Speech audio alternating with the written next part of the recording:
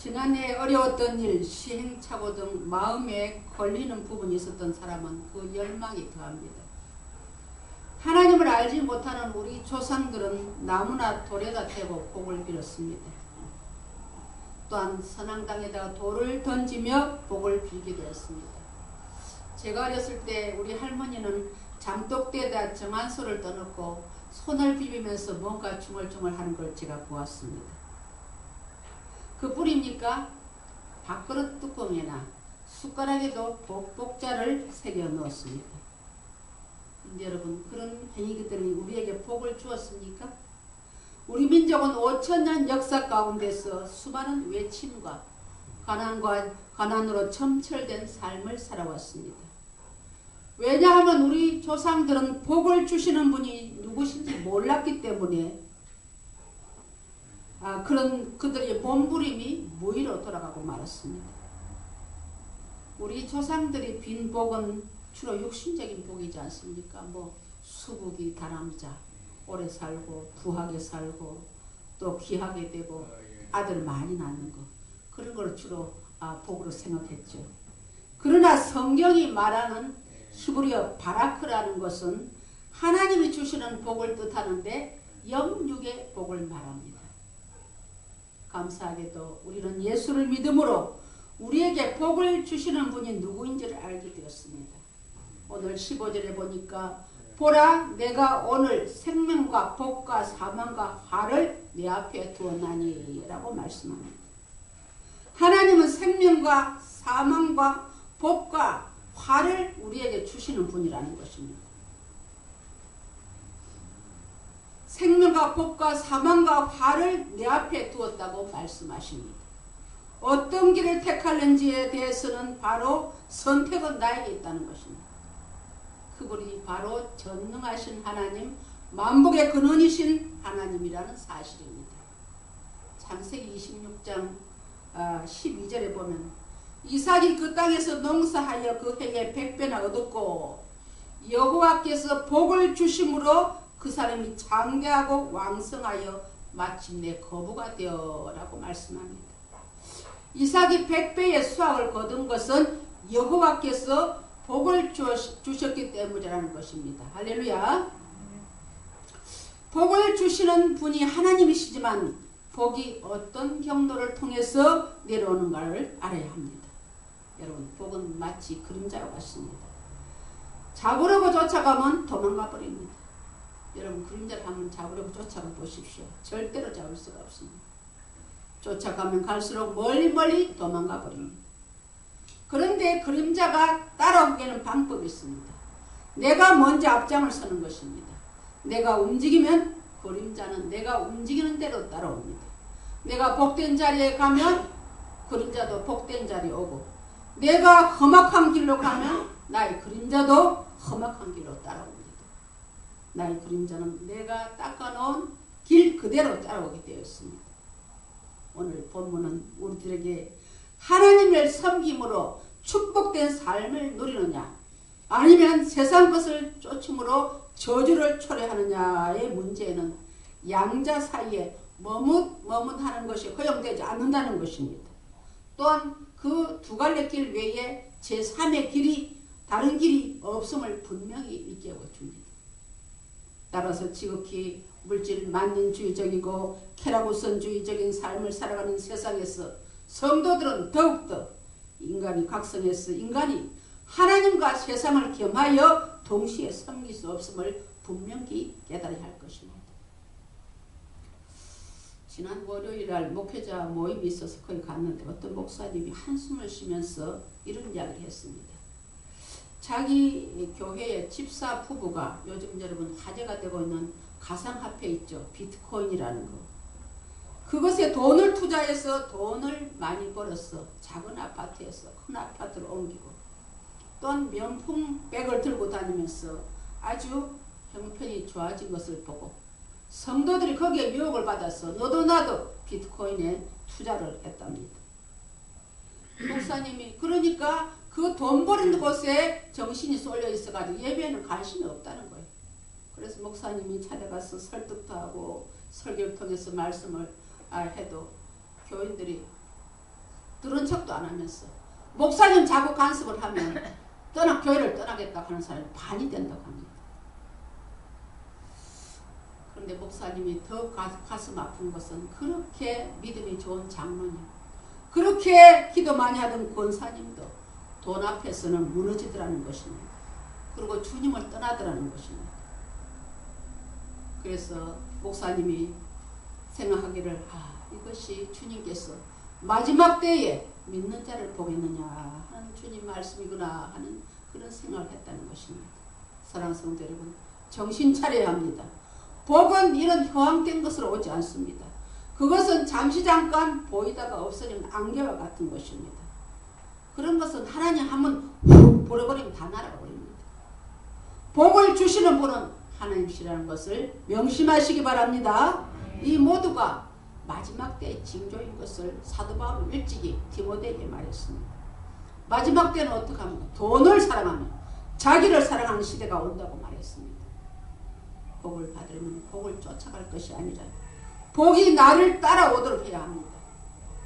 그렇기 때문에 복을 받으려면 복이 오는 것을 알고 그 통로를 만들어 놓아야 합니다. 그런 의미에서 오늘은 복이 어떤 통로를 해서 들어오는가를 살펴보면서 은혜를 나누고자 합니다. 첫째로 하나님을 사랑한 자의 복이 임한다고 성경은 말씀하고 있습니다. 16절에 보니까 곧 내가 오늘 내게 명령하여 내 하나님 여호와를 사랑하고 라고 말씀하고 있습니다. 하나님을 사랑한 자에게 복을 주신다고 성경은 말씀하고 있습니다. 시편 37편 4절에도 여호와를 기뻐하라 저가 내 마음의 소원을 이루어 주시리로다 했습니다. 하나님을 사랑하는 것은 성도의 마땅한 본분입니다. 마태복음 22장 37절로 38절에도 예수께서 이르시되 내 마음을 다하고 목숨을 다하고 뜻을 다하여 주 너희 하나님을 사랑하라 하셨으니 이것이 첫째 되고 큰 겸이라고 말씀하고 있습니다. 하나님을 그러면 사랑하는 구체적인 표현이 무엇일까요? 첫째로 하나님께 예배하는 것이 하나님을 사랑하는 표현인 것입니다. 요한복음 4장 24절에는 하나님은 영이시니 예배하는 자는 신령과 진정으로 예배할지니라 했습니다. 또 로마서 12장 1절에도 너희 몸을 하나님이 기뻐하시는 거룩한 산 제사로 드리라 이는 너희가 드릴 영적 예배니라고 했습니다. 하나님은 예배 가운데 찾아오십니다. 믿음의 조상 아브라함은 가는 곳마다 예배의 단을 쌓음으로 하나님을 기쁘시게 해드렸습니다. 그러므로 아브라함은 복의 통로가 되었습니다. 성경 어디에도 예배를 제대로 드리지 못한 사람이 복을 받았다는 구절은 없습니다. 주일은 예수님 부활하신 날입니다. 또한 하나님께서 이 날을 제정하신 것은 우리에게 복 주시기 위함입니다. 어떤 교회에 목욕탕을 운영하는 장로님이 계셨습니다. 목욕탕 개업할 때 목사님 모시고 예배를 드렸는데 목사님께서 추위를 성수해야 복을 받는다는 설교를 하셨습니다. 그래서 장로님은 목욕탕 입구에다가 주일은 쉽니다 하고 팻말을 달아놓고 주일은 어김없이 영업을 하지 않았다고 합니다. 그런데 수입의 30% 이상이 주일날에 들어오는데 주일에 문을 닫는다는 것은 사업을 포기하는 것과 마찬가지였습니다. 동네 주민들은 광신자라고 비난했고 얼마 못 가서 문을 닫게 될 것이라고 했습니다. 주일날 목욕하러 왔는데 주일은 쉽니다 하고 써붙여놨으니 사람들의 허탕치는 것은 고사하고 기분이 얼마나 나쁘겠습니까? 예상했던 대로 사업은 점점 어려워졌습니다. 나중에는 수도세를 제대로 내기도 힘들 정도가 되었습니다. 그래서 장로님 하나님께 간절히 기도했습니다. 하나님, 말씀대로 살려고 주일을 쉬었는데 이 사업이 망하면 어떻게 합니까? 하나님 망신 내 망신 아닙니까? 하나님 책임져 주세요. 그렇게 기도를 간절히 하고 있는데 장로님 마음에 지하수를 파라는 감동이 왔습니다. 그래서 지하수를 파는 사람을 데려다가 땅을 100m를 팠습니다. 그런데도 물이 나오지 않습니다. 그래서 장로님이 또 기도했는데 하나님 100m를 파는데 물이 안 나옵니다. 좀 더 파봐라. 150m를 팠습니다. 물은 안 나오고 무슨 계란 삶는 냄새가 거기서 물이 나오는데 조금씩 나오는데 납니다. 나중에 수질 검사하는 사람 봤더니 그게 유황 온천이라는 것입니다. 할렐루야. 결국 장로님은 유황 온천을 개발하게 되었습니다. 유황 온천이 발견되었다는 소문이 퍼져서 전국 각처에서 사람들이 몰려오기 시작했습니다. 엄청난 돈이 들어오기 시작한 것입니다. 여러분, 하나님 말씀은 1.1획도 오류가 없으신 말씀입니다. 주일은 복받는 날입니다. 복은 예배를 잘 드리는 자에게 찾아옵니다.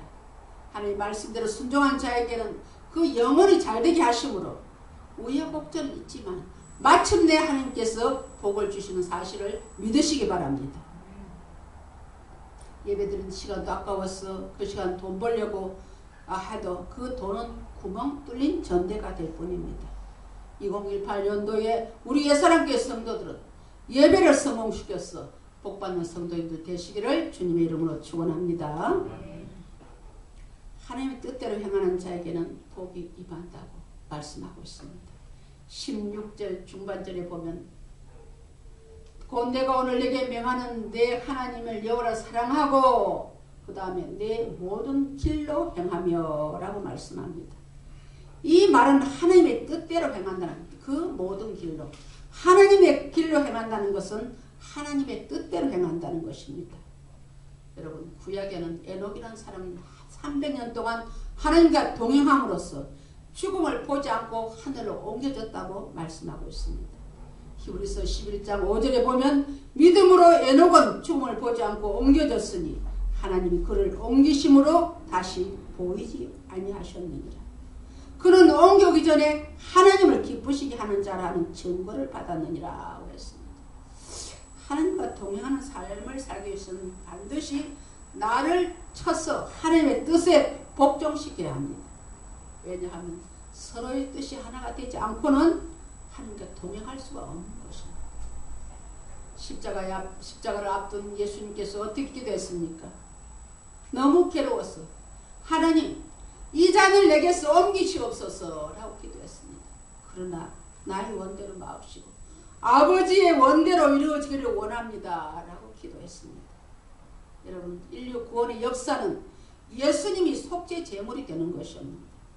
그런데 예수님의 뜻과 하나님의 뜻이 달라서는 구원의 역사가 이루어지지 않습니다.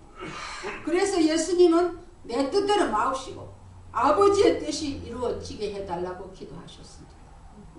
올해 우리 교회의 표가 하나님의 뜻을 이루는 교회입니다. 하나님의 뜻을 이루는 결단해야 합니다. 상황과 환경을 바라보지 말고 하나님의 뜻이 이루어지게 해달라고 입술로 고백하고 그 뜻대로 행해야 합니다. 바로 하나님이 원하시는 길로 행해야 됩니다. 개중에는 하나님 말씀대로 살면 손해보고 시대에 뒤떨어진 사람 취급받고 결국은 망할 것이라고 생각합니다. 그러나 성경은 말씀대로 살아야 승리하고 복이 임한다고 말씀합니다. 고린도후서 1장 20절에는 하나님의 약속은 얼마든지 그리스도 안에서 예가 되니 그런즉 그리로 말미암아 우리가 아멘하여 하나님께 영광을 돌리게 되느니라고 했습니다. 2018년도 우리 옛사람 교회 성도인들이 말씀 앞에 아멘해서 복받는 통로가 활짝 열려지시기를 주님의 이름으로 축원합니다. 세 번째는 하나님 말씀에 순종하는 자에게 복이 임한다고 말씀합니다. 16절 하반절에 보니까 그의 명령과 규례와 법도를 지키려 하는 것이라. 그리하면 네가 생존하며 번성할 것이요 또 내 하나님 여호와께서 내가 가서 차지할 땅에서 내게 복을 주실 것임이라고 했습니다.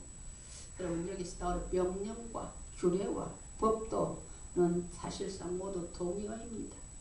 믿음의 사람이 반드시 지켜야 할 하나님 말씀에 대한 다양한 표현인 것입니다. 하나님 명령과 규례와 법도 중에는 기도에 대한 명령이 들어있습니다. 하나님께서 아무리 우리에게 줄 복을 쌓아놓았다 할지라도 우리가 구하지 못해서 못 받는 경우가 허다합니다. 기도는 영적인 호흡입니다.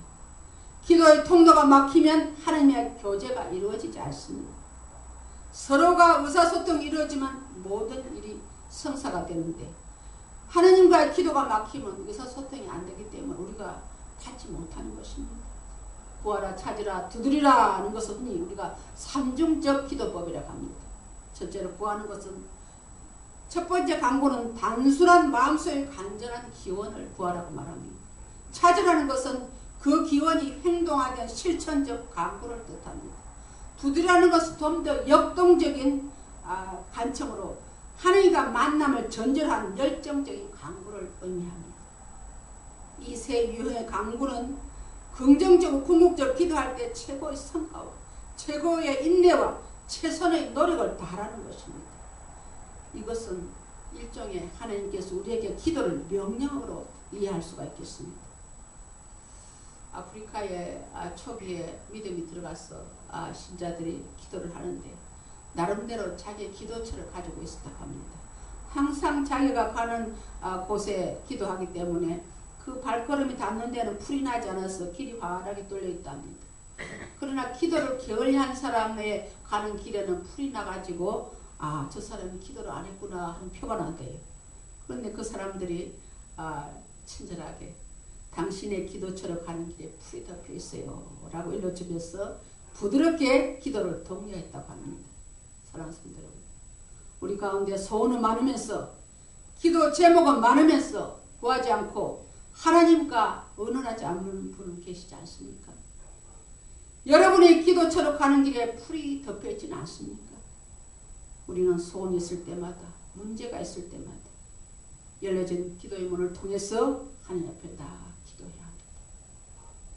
가끔 성도들 가운데 불평하는 사람이 있습니다. 인간 부모는 자식이 요청하지 않아도 알아서 해주는데 왜 하나님은 또 우리가 구해야 주십니까? 라고 반문합니다.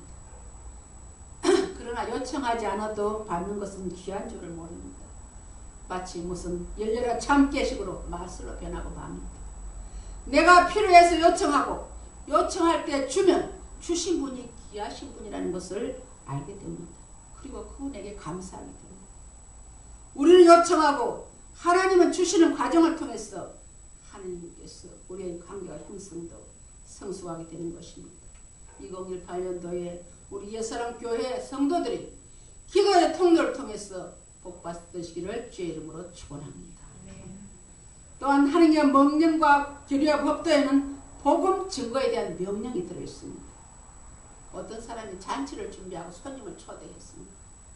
그런데 사람들이 그 초청에 모두 거절했습니다.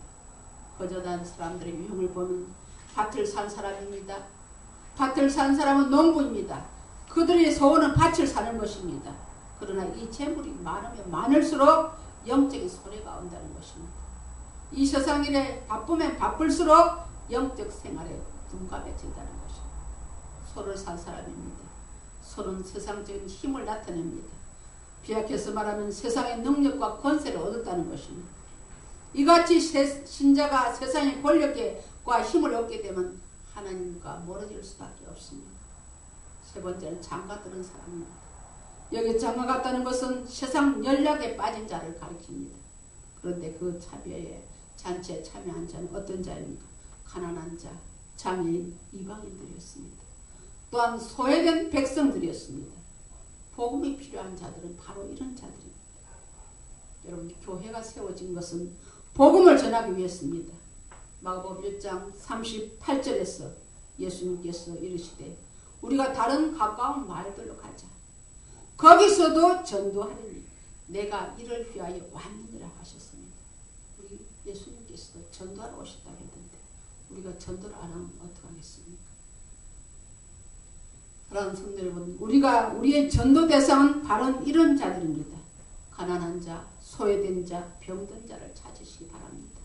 왜 전도를 하면 복을 받습니까? 전도는 우리가 하나님 앞에 가서 보여줄 증거물이기 때문입니다. 또한 전도를 하면 주님처럼 핍박을 받습니다. 여러분, 성경 읽다 핍박받습니까? 기도한다고 핍박받습니까? 오히려 교회에서 칭찬을 받죠. 그러나 전도는 핍박을 받습니다. 이 핍박이 우리에게 복이 임하는 것입니다. 오늘 본문 11절의 말씀처럼 내가 오늘날 내게 명한 것은 내게 어려운 것도 아니요 먼 것도 아니라고 했습니다.